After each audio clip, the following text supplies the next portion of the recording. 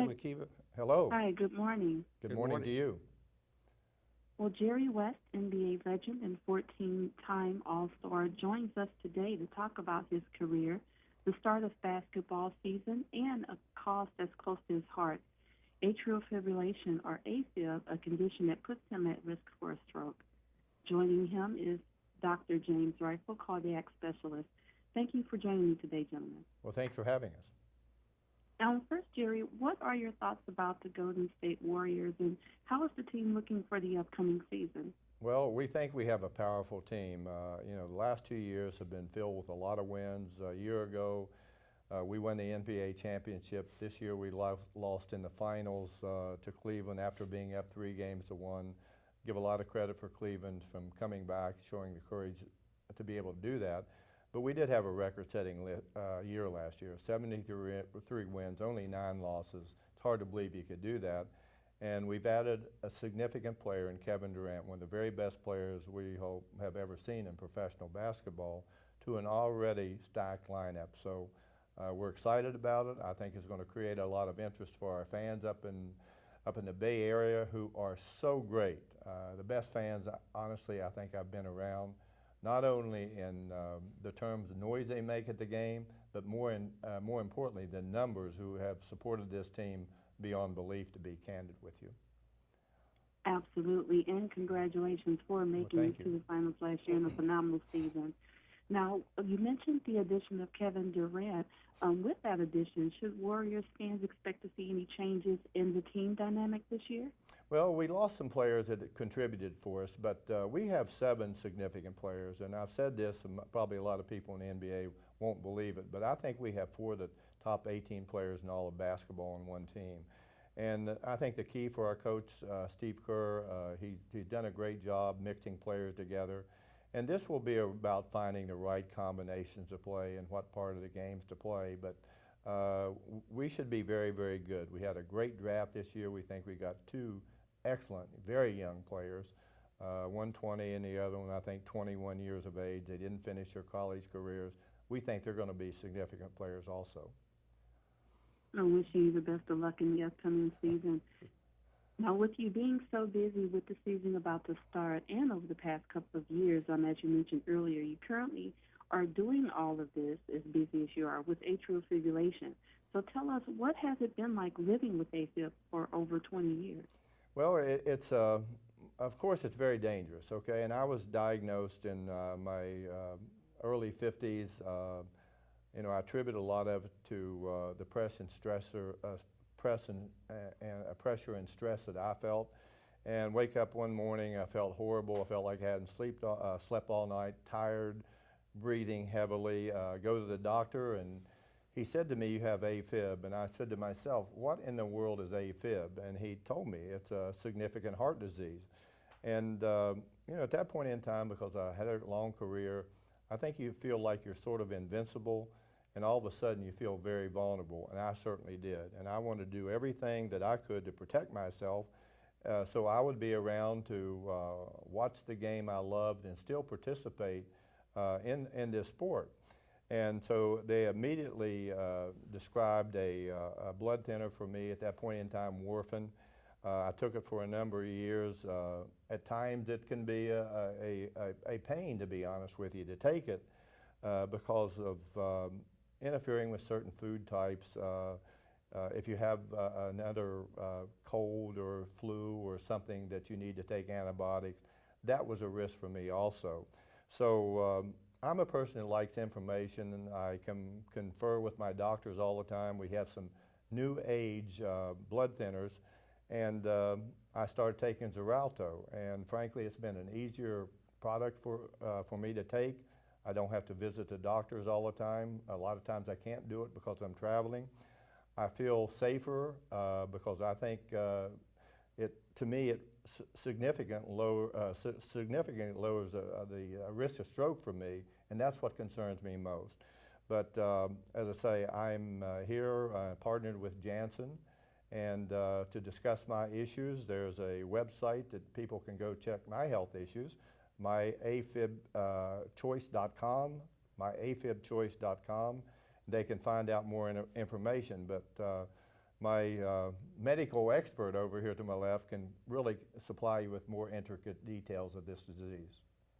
And thank you for sharing your story with us, Jerry. Now, doctor, tell us exactly how common is AFib in America? So atrial fibrillation is extremely common.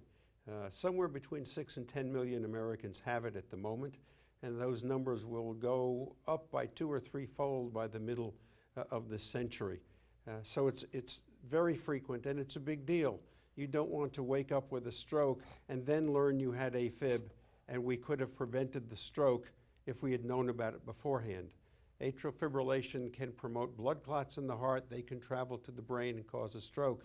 So the key is recognizing that AFib is present, using a blood thinner to prevent the risk of a stroke, and have happier and healthier and better quality lives. Absolutely. Now, also, can you share with us how can someone know that if they're at risk for AFib? So there's actually 2 parts to that question that are important. One, if they're at risk for AFib. They can tell because they may have symptoms suggestive of it: shortness of breath, dizziness, fatigue, palpitations, and any of those should trigger a visit with your physician. There are other things that can cause them, but AFib can. The other is that AFib of the serious type, the type that's associated with stroke risk, tends to be atrial fibrillation in older patients. So people over the age of 60 or 65, or people who have concomitant disorders, high blood pressure, diabetes, heart failure, lung disease, all of them are both at more risk for AFib and more risk at stroke if they have AFib. So if you go in for your annual physical and you've got high blood pressure, ask your doctor, have I been monitored? Can I be monitored for atrial fibrillation? And if the answer is they haven't been, they should be. And if they have atrial fibrillation, then the institution of a drug like Xarelto that can significantly reduce the risk of their stroke is the important next step.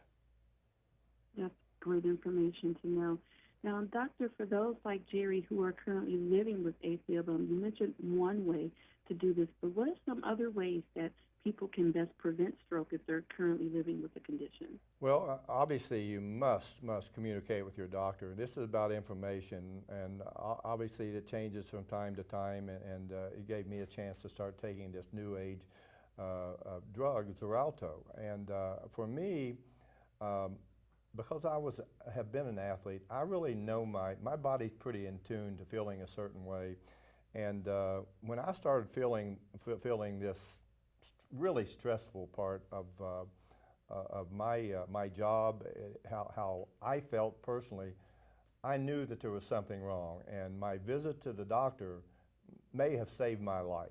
I have a number of friends who've had very debilitating strokes. I've had friends who have died from strokes. I do not want to live my life encumbered by having care around me all the time.